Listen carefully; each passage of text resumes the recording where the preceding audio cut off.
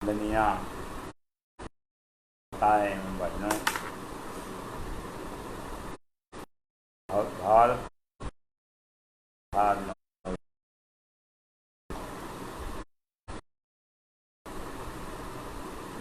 आंगन की संस्कृति को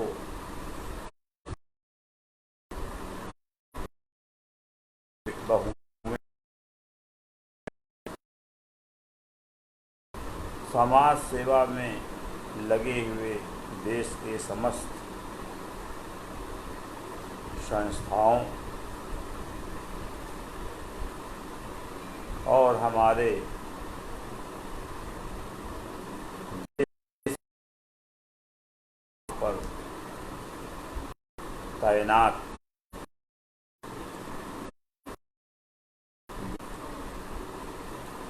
भारत भारती की ओर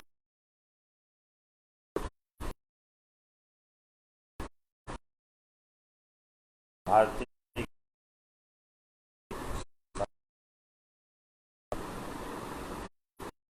आपके समक्ष रख रहे हैं। यह सब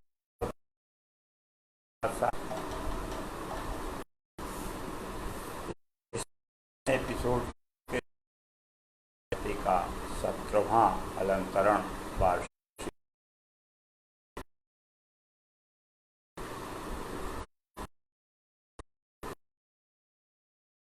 कल मैंने अपने 16वें एपिसोड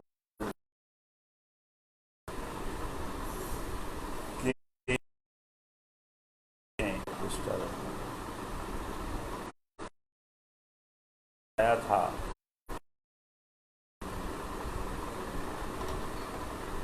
नेताजी सुभाष चंद्र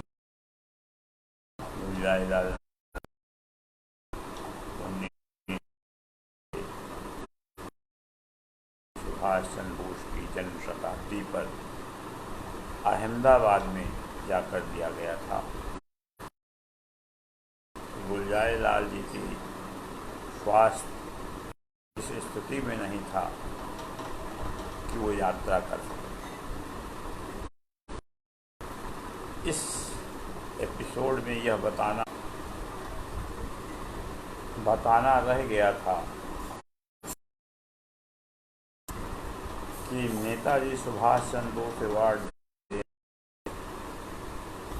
ठीक 8 महीने बाद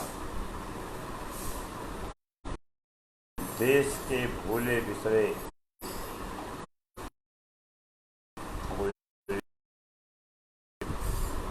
भारत सरकार ने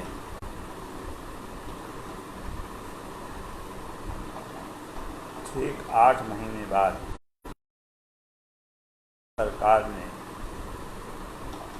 उन्हें भारत रत्न विभूषित किया। यह उन लोगों में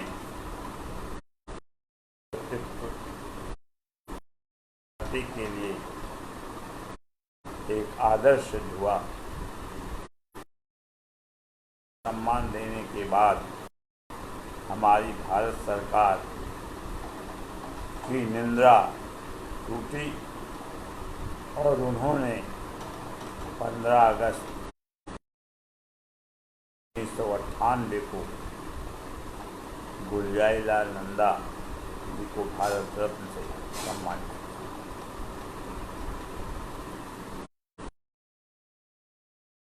अपने 1900 के अलंकरण सम्मान के जो कार्यक्रम हुए, जिनको सम्मानित किया, विभूषित किया गया, और हमारे कार्यक्रम में जो विशिष्ट अतिथि, मुख्य अतिथि इत्यादि आए, उनका ब्यौरा भी मैं सचित्र भेज चुका हूँ। लेकिन फिर भी यह बताना आवश्यक है कि हमारे इस अलंकरण समारोह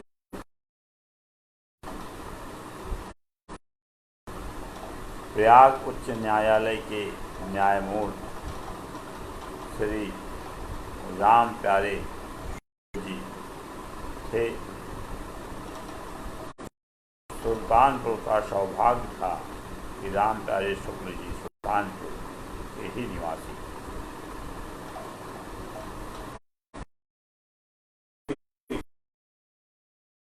हमारे जनपद के वरिष्ठ एडवोकेट अत्यंत धार्मिक प्रवृत्ति के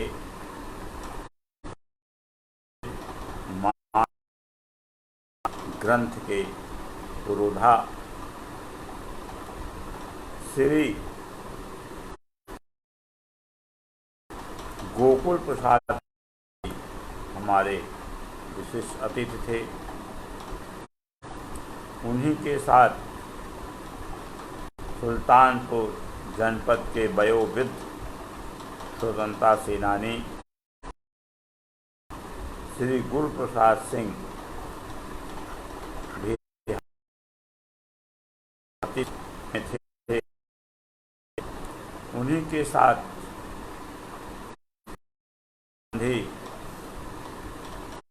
इंटर कॉलेज शिक्षक बुद्धिजीवी और राष्ट्रप्रेमी समर बहादुर सिंह भी हमारे अतिथियों में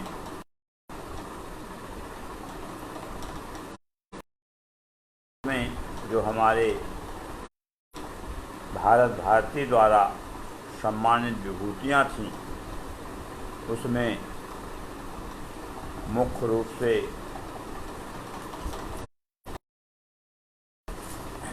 राम अभिलाष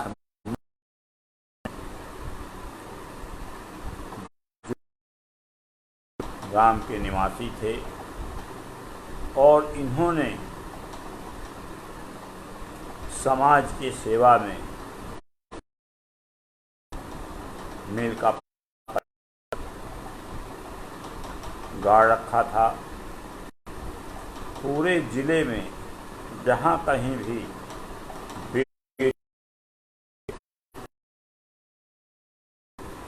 अनैतिक होता था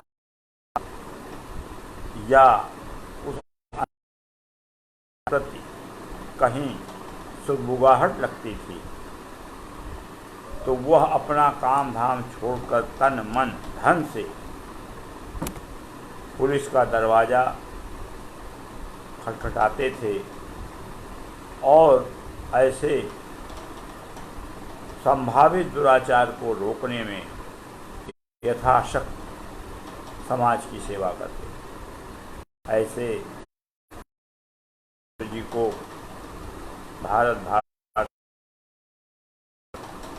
विभूषित किया। उन्हीं के साथ हमारे जनपद के मदन मोहन मालवीय माने जाने वाले श्री रामकिशोर त्रिपाठी जी को भी लोक रत्न से सम्मानित किया गया। इनके विषय में ये कहा जाता है कि सुल्तानपुर में जितने भी निजी विद्यालय कार्यरत थे उस समय तक, उनमें से लगभग 2/3 का निर्माण प्रेरणा स्रोत श्री रामकिशोर त्रिपाठी जी हुआ। कोई ऐसी शिक्षण संस्था या शिक्षण संस्थाओं के मुखिया ऐसे नहीं थे जो त्रिपाठी जी से सहयोग, विचार विमर्श और कार्य मान्यता इत्यादि में उनका सहयोग न लेते। ऐसे कर्मठ शिक्षा जगत के सुल्तानपुर जनपद के मालवी जैसा शिक्षा सेवा करने वाले श्री राम को भी संस्था भारत भारती ने 1998 में लोक रत्न से उसी क्रम में हमारे जनपद के चर्चित राजनेता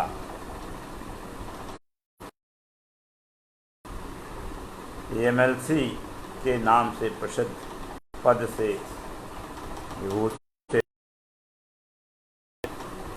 शैलेंद्र प्रताप सिंह जी को भी उनकी कार्यशैली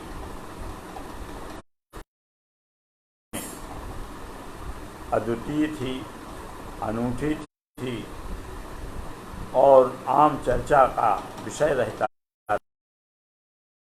कि शैलेंद्र प्रताप सिंह एमएलसी एक एमएलए के बराबर के पद पर आसीन जरूर थे, लेकिन जो चयनित एमएलए थे उनके अपेक्षा काम बिना किसी भेदभाव के, बिना किसी परिचय के आगंतुकों की मदद करते थे। हमारे निर्धन या पीड़ित परिवारों को शक्तिशाली व्यक्ति सताया करते थे, उसमें श्री शैलेंद्र प्रताप सिंह जी का सहयोग और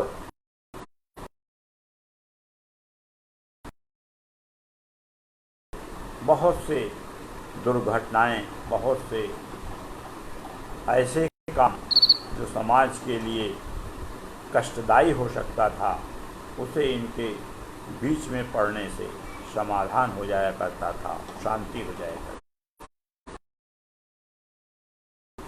यहाँ ये जिक्र करना यद्यपि अनुचित लगेगा और कुछ लोग, कुछ हमारे राजनीतिज्ञों को भी मन ही मन खराब लगेगा, लेकिन इस कहने में यह अतिशयोक्ति नहीं है कि बाबू शैलेंद्र प्रताप सिंह सरकारी धन से होने वाले किसी भी प्रकार के निर्माण में किसी प्रकार का सुविधा शुल्क या अपने भागीदारी एक पैसा भी नहीं लिया करते। और यही आचरण आज हमारे बीच वो एमएलसी के ही पद पर पुनः कार्यरत हैं, जिम्मेदार हैं, और वही स्थिति आज तक उनके लिए बनी हुई है।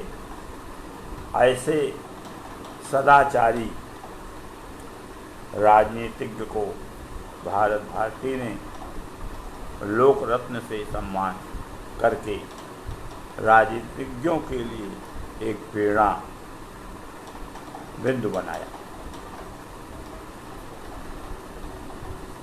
इस तरह से भारत भारती ने इस बार केवल लोक रत्न के ही विभूतियों को सम्मानित किया, क्योंकि और किसी श्रेणी का व्यक्तित्व प्राप्त नहीं। अलंकरण समारोह के क्रम में ही मध्याह्न के बाद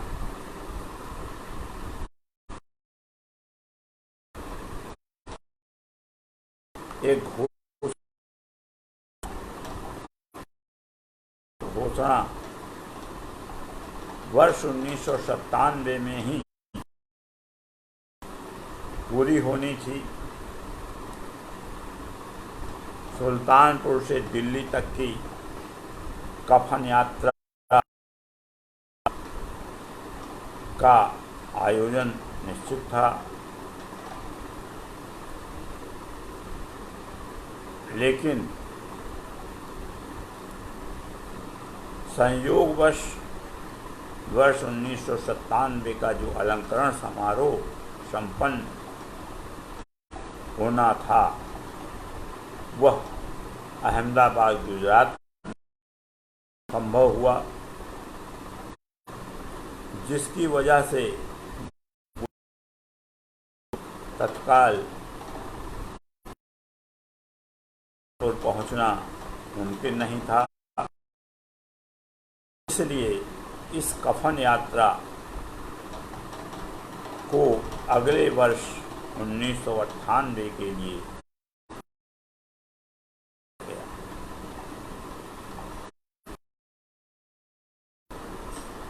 वही 1998 का वर्ष है। मध्याह्न में भारत भारती ने अलंकरण समारोह संपन्न कराए और उसके बाद कफन यात्रा की शुरुआत हुई। हमारी इस कफन यात्रा में मैंने आह्वान किया था कि मैं स्वयं कफन यात्रा में जाऊंगा और रविन्द्रनाथ ठाकुर जी के उस स्लोगन या मंत्र के साथ एकला चल के अधीन मेरी यात्रा शुरू होनी थी। लेकिन जैसा कि उन्होंने कहा है था दादा ने, एकला चल साथ कोई न कोई जरूर मिलेगा और एक दिन कारवां बन जाएगा। हमारी इस यात्रा की इकाई में के नवयुवक, यूँ मैं कहूँ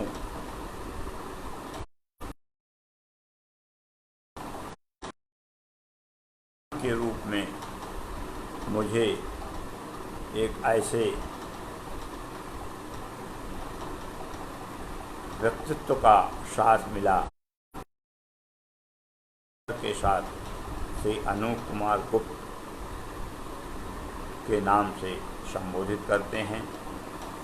हमारी इस यात्रा में साथ देने के लिए उन्होंने भी अपनी वचनबद्धता निभाई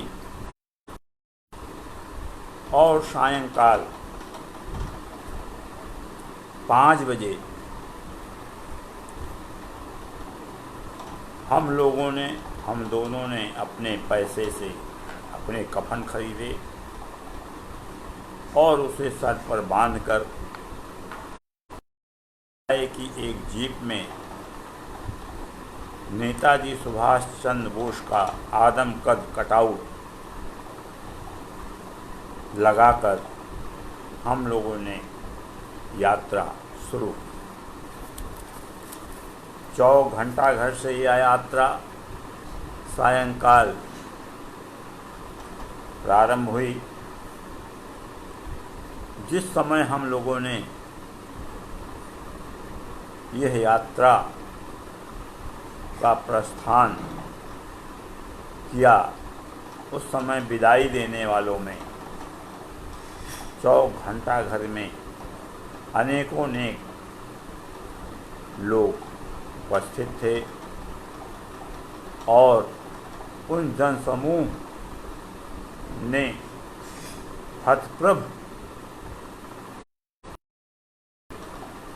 नमी के साथ परिजनों के अत्यधिक दुख के साथ हम दोनों ने कफन यात्रा की शुरुआत की। यात्रा जनपद सुल्तानपुर से होकर क्रमशः बाराबंकी, हैदरगढ़ होते हुए लखनऊ, सीतापुर, शाहजहांपुर, रामपुर, मुरादाबाद, गाजियाबाद होते हुए 29 जनवरी 1998 को रात्रि 8 बजे नई दिल्ली पहुंचे। यात्रा के मध्य मैं इसके पूर्व प्रस्तावना में बता चुका हूँ। यात्रा के पूर्व ने दिल्ली पहुँचने से पहले जहाँ कहीं या जलपान इत्यादि की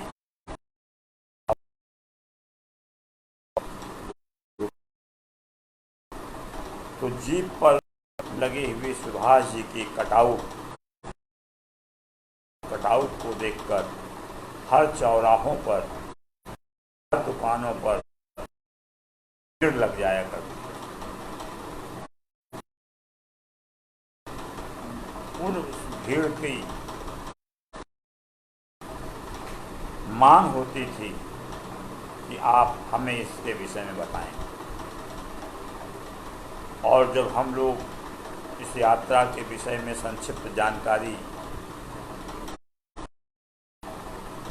उस समूह को दिया करते थे, उन लोगों में भी एक चिंता की लकीरें खिंचती दिखाई देती।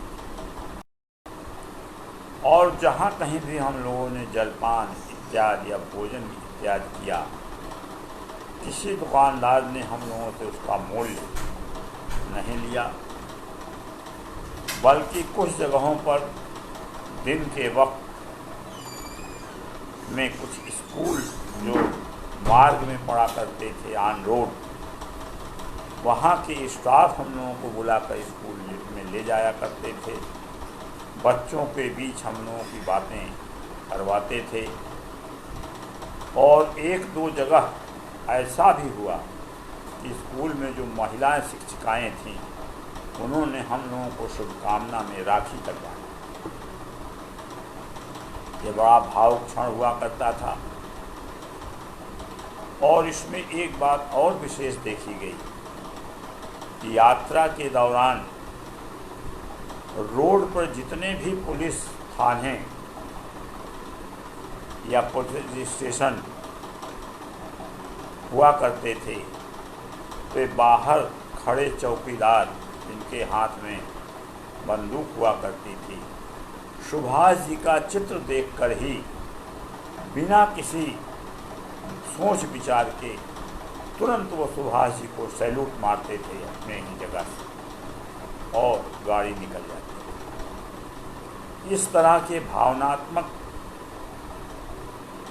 जनमानस की क्रिया से ये लगता था कि सुभाष जी के प्रति आज भी जन जन में कितना भाव है, कितना प्रेम है, कितनी श्रद्धा है, और उस वीर को कितना देशभक्त की भावना से ओत-प्रोत जनता क्या कुछ दे देना चाहती है, इसका अनुभव हम लोगों ने इस यात्रा में किया। हम दो लोग सुभाष जी के चरण के धूल भी नहीं थे, और यदि यूँ निकल गए होते तो कोई पूछता भी नहीं, लेकिन जीप के आगे लगे सुभाष जी के आदमकद कटआउट के सामने सभी नतमस्तक होते थे, सभी एकत्र होते थे। और यथाशक्ति यात्रा में हम लोगों का तन मन धन से उन लोगों ने सहयोग किया। बहुत से इकट्ठा हुए राहगीर हम लोगों को पैसा भी देना चाह रहे थे कि हमारे तरफ से ये सहयोग ले लें, आप बड़े पुण्य काम और बड़े अच्छे काम और देश के काम में जा रहे हैं। लेकिन हम लोग ये कहकर उनके धन को स्वीकार नहीं करते थे कि हमारा वचन है, व्रत है कि हम इन सब कार्यों के लिए जनमानस से श्रद्धा केवल ग्रहण करेंगे, धन नहीं ग्रहण करेंगे। इस तरह पहुँचते पहुँचते एक बड़ी वृतांत सुभाष जी के प्रति एक बड़ा जीता जागता उदाहरण दिल्ली पहुंचने पर कनॉट प्लेस पर दिखा। शाम को लगभग 5 और 6 के बीच हम लोग कनॉट प्लेस दिल्ली में उस चालक और उस जीप के साथ प्रवेश किए जो चालक सुल्तानपुर के गांवों में यात्रियों को इकट्ठा करता था और गांवों में उतारा करता था। ऐसा चालक जब कनॉट प्लेस के चकाचौंध की सड़कों पर पहुंचा और हम लोगों को अपने एक परिचित के घर कॉलेज लेन जाना था, रास्ता हम लोगों को भी नहीं पता था, समय भी पूछने का नहीं था, क्योंकि कनॉट प्लेस जैसी जगह जो दिल्ली की हृदय माना जाता है, ऐसी जगह पर उपाभोग की स्थिति में ड्राइवर दाएं बाएं इस रोड उस रोड और पुलिस वालों के जो ट्रैफिक कंट्रोल के लिए जो हर चौराहों पर हर सड़कों पर पुलिस बूथ बने उनमें सीटियां बजा करती थीं, हम लोग सुना करते थे, लेकिन हम लोग भी किम कर्तव्य विमूढ़ हो गए कि क्या करें। उसी समय एक एशो मोटरसाइकिल पर आए और हमारे गाड़ी के सामने खड़ी कर दिया। पहले तो उन्होंने मोटरसाइकिल से उतरकर सुभाष जी को सैल्यूट किया, उसके बाद हम लोगों से पूछने लगे कि आप कहाँ से आ रहे हैं, कहाँ जाना है, और आपको ये मालूम नहीं कि ये कनॉट प्लेस है, ये दिल्ली है, यहाँ जिस ढंग से आप गाड़ी चला रहे हैं, अगर आपने सुभाष जी का कटआउट न लगाया होता तो आज आपको ये मालूम हो जाता कि आप दिल्ली में हैं। इतना कहकर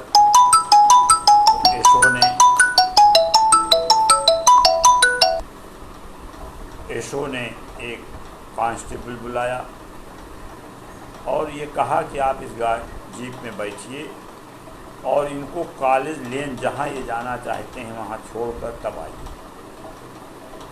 लेन हम लोगों को छोड़कर वापस गया। ये सब अनुभव प्रैक्टिकल है, हम लोगों के आप गुजरी हुई है, इसलिए हम ये समझ सकते हैं कि सुभाष जी को ये देश कितना प्रेम करता है। हम लोग अपने मित्र के घर रात रुके,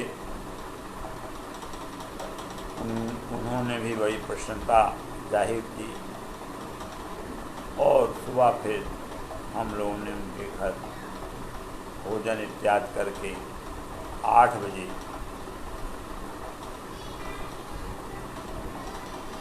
गांधी जी की समाधि स्थल राजघाट पर पहुंचे। कटआउट लगी हुई जीप थोड़ी दूर पर ही रोक दी गई, कारण कि वो 30 जनवरी का दिन था, राष्ट्रीय शहीद दिवस के रूप में गांधी जी की शहादत दिन को मनाया जाता है। बड़ी चौकसी थी, बड़े पुलिस के पहरे थे। उसी में हम लोगों की जीप बाहर रोक दी गई। हम दोनों लोग शालीनता से समाधि पर पहुँचे, बापू को नमन किया गया और कुछ हमारे पास अपने उद्देश्य के पम्पलेट पहले से तैयार थे, वो हमारे पास थे। हमने वहाँ देखा कि क्रमशः राजनीति की बड़ी बड़ी हस्तियाँ क्रमशः वहाँ पहुँची। सभी ने अपने अपने श्रद्धांजलि बापू को दिए और हम लोग कफन बांधकर समाधि के नीचे बैठे रहे। वीआईपी लोगों से तो इस बात से मतलब होता नहीं कौन क्या है।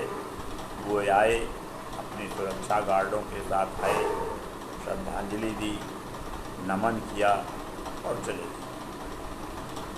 लेकिन जो आम आदमी, आम जनता वहाँ पहुँची, सभी ने हम लोगों से मकसद पूछे, हम लोगों ने मकसद बताए, उनको पम्फलेट दिया और उसके बाद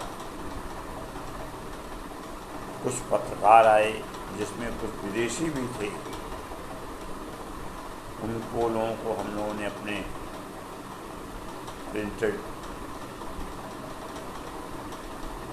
पम्फलेट दिए, उद्देश्य बताए और उसके 12 घंटे बाद हम लोग 12 घंटे तक उपवास पर बैठे रहे। इस तरह से हमारी मांगें भी थीं और वो मांगों में मुख्य मांग ये थी कि जापान में रखी हुई नेताजी सुभाष चंद्र बोस की अस्थियां, जैसा कि समाचार पत्रों ने एक नहीं अनेकों बार पुष्टि की है कि वह रेणुका जी मंदिर में रखी हुई अस्थियां सुभाष जी की ही हैं। और इतना ही नहीं, देश का कोई भी प्रधानमंत्री जब जापान की यात्रा पर जाता था तो वह रेणुका जी मंदिर में नेताजी सुभाष चंद्र बोस की अस्थियों पर जरूर जाता था।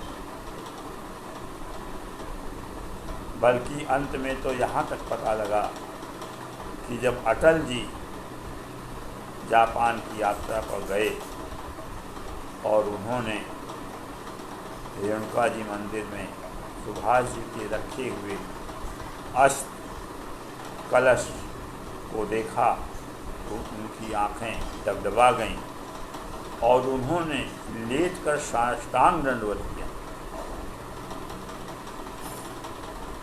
इन प्रामाणिकता के बावजूद हमारी भारत सरकार आज 73 वर्ष, उस समय तो 50 वर्ष हो रहे थे, 50 वर्षों के काल में स्वतंत्र रहते हुए नेताजी की अस्थियों को लाने का या तो हिम्मत नहीं जुटा पाए, या श्रद्धा नहीं थी, या वो बहादुर शाह जफर की तरह उनको भी जन्मभूमि से मोहताज रखने में ही प्रसन्नता थी। इसलिए तब से लेकर आज तक यह निर्णय भारत सरकार नहीं कर सकी कि सुभाष जी की वो अस्थियां हैं या नहीं हैं। हैं तो यहाँ आने में दिक्कत क्या है। और उसके साथ साथ हमारी मांगें ये भी थीं कि वो अस्थियां लाई जाएं और गांधी जी के समाधि के बगल में उनको ससम्मान उसी तरह समाधि के रूप में स्थान दिया जाए, क्योंकि भारत भारती इन दोनों महापुरुषों को, सुभाष जी को सूर्य और गांधी जी को चांद चंद्रमा की उपाधि से अब मानती। और यदि दोनों शक्तियाँ एक जगह ही एकत्र समाधि के रूप में भारत में रखी जाएं, तो मैं समझता हूँ इससे अच्छा और कोई कार्य भारत सरकार के लिए नहीं हो सकता। यह देश प्रेम की सबसे बड़ी मिसाल होगी। जो भी विदेशी पर्यटक या विदेशी राजनयिक आएंगे और समाधि पर जाकर माल्यार्पण करेंगे तो भारत के इन दो सपूतों की एक अलग पहचान बनेगी। लेकिन दुर्भाग्य से ऐसा न हो सका। इस वेदना के साथ हमने सम्मान स्वरूप नेताजी के नाम से नेताजी सुभाष चंद्र बोस अवार्ड की स्थापना की और उसको उस योग्य व्यक्ति तक पहुंचाया। दूसरा मेरी प्रार्थना ये कफन यात्रा थी। कफन यात्रा के द्वारा हम सरकार को विज्ञापन, राष्ट्रपति महोदय को ज्ञापन भी दिए और उस ज्ञापन की कॉपी हमने आपके मोबाइल में डाल रखा है। इस तरह हमारी यह कफन यात्रा का दौर समाप्त हुआ और हम लोग वापस आए। हमारे परिवार में मेरे यह हिदायत है, यह प्रार्थना है कि मेरी मृत्यु के बाद यदि मेरी शरीर इस योग बनी रहे तो वही कफन, क्योंकि कफन के विषय में कहा जाता है कि यह बार बार नहीं खरीदा जाता, बार बार नहीं मिलता, इसलिए वह कफन, जिस कफन को बांधकर हम लोगों ने यात्रा की, वो कफन आज भी हमारे घर में सुरक्षित है और परिजनों को इस बात की संकेत है कि जब मेरी मृत्यु हो उसी कफन का प्रयोग किया जाए। इन्हीं के साथ हम इस अपने कफन यात्रा के प्रसंग को विराम देते हैं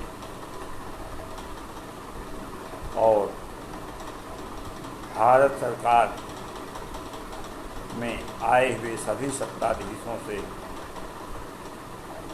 के लिए या उनके लिए भगवान से प्रार्थना करते हैं कि वह कौन सा शख्स होगा, वो कौन सी राजसत्ता होगी जो सुभाष चंद्र बोस जैसे अद्वितीय देशभक्त, जिसने देश के बाहर रहकर देश की आज़ादी की बेमिसाल अद्वितीय संघर्ष किया हो,